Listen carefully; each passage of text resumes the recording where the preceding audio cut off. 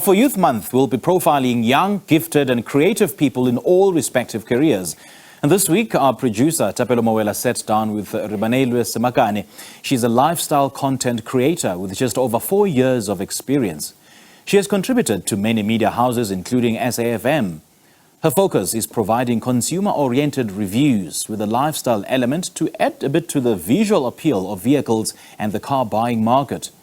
This is how the conversation unfolded.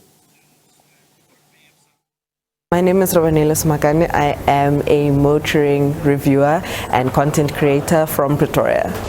And why cars? I mean, I don't know. I just fell into it. Grew up liking them, grew up watching a lot of shows that pertain about cars, and I just realized that South Africa does have an industry where we can review them and give people consumer-oriented reviews. So I just jumped into it. Underneath here is a 2.2-litre turbo diesel that produces 129 kilowatts and 400 Newton meters of torque. What I really do like about the Mahindra is this rugged and old school vibe that it has going on, Try to make it a bit cool with the LEDs. Yeah, it looks cute.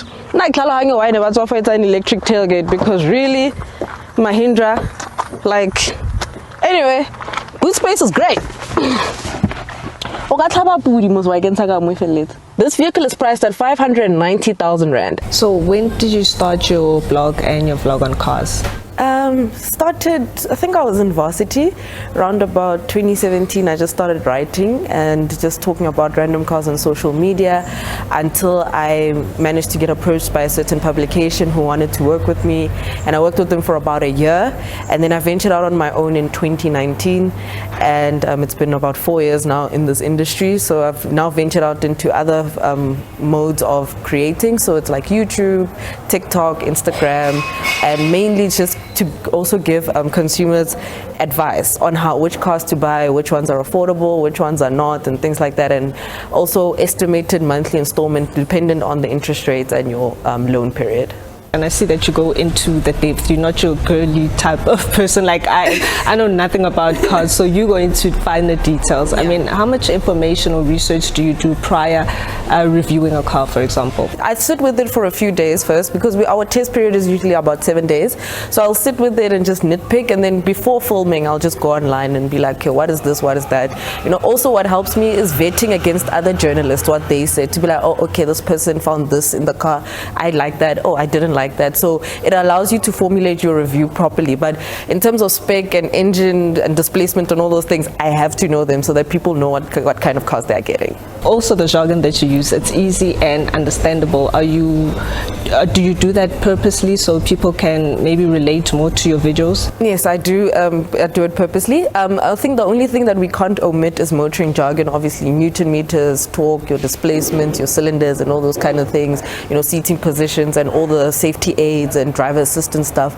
Obviously, those we can't really change, but we try and make it very easy for the consumer to understand, so that when they walk into the dealership, they can confidently say that I know what I'm already going to look for. So it kind of does help for us to just kind of have the consumer understand us a bit more. And take us through a day in a life in your world. I mean, you wake up, you go and review a car, what's next? And also shooting content and writing. I mentioned that you have a blog and a vlog. How do the two balance out? But I like it. You know what's the main selling point? Yeah. But the main selling point is that range, 1,000, sure. 1.2. You can go to Durban and back Katanga one. So how they balance out is that if one car I feel like I'm not going to film, I feel like just expressing myself with writing, then I'll write it. And writing kind of also limits how people understand, because now you go into very serious jargon, because I find the writing to be a bit of a more serious platform for me, especially if it's a very complex car and I feel like I have a bit of viewer's block with it. So when I feel like I'm going to film it and just slur my words, I rather just write it out.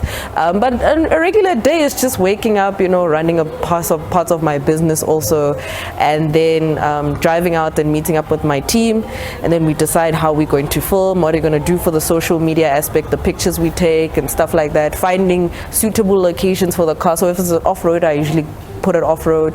If it's a city slicker, we try and find very nice locations. ensuring our safety also, because these are press cars, so we don't want anything to happen to us.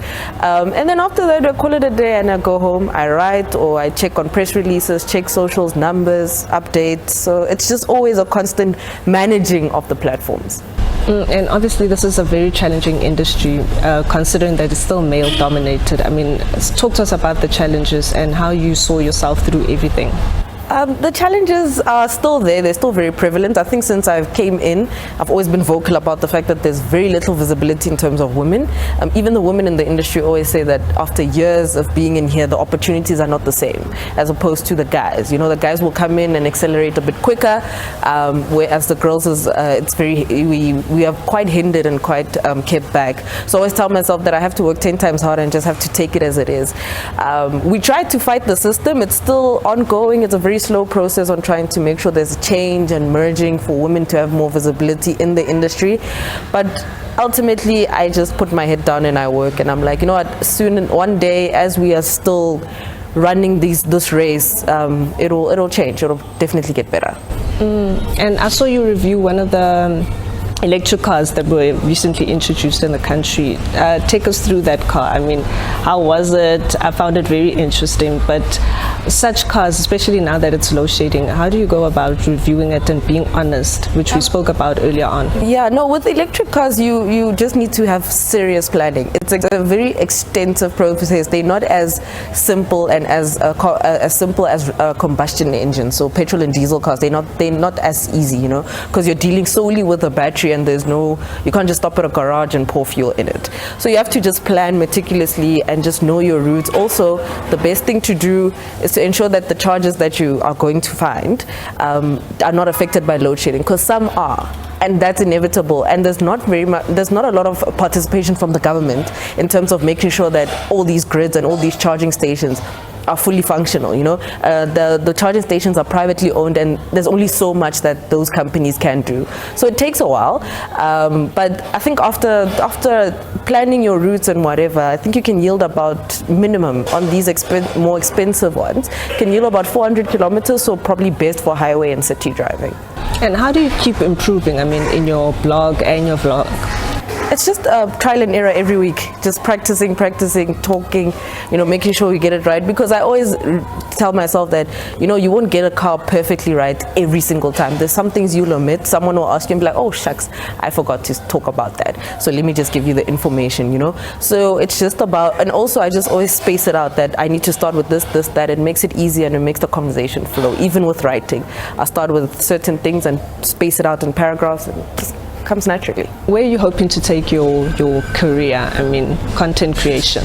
As far as it can go, you know, the sky's the limit. I don't really have any cap or any.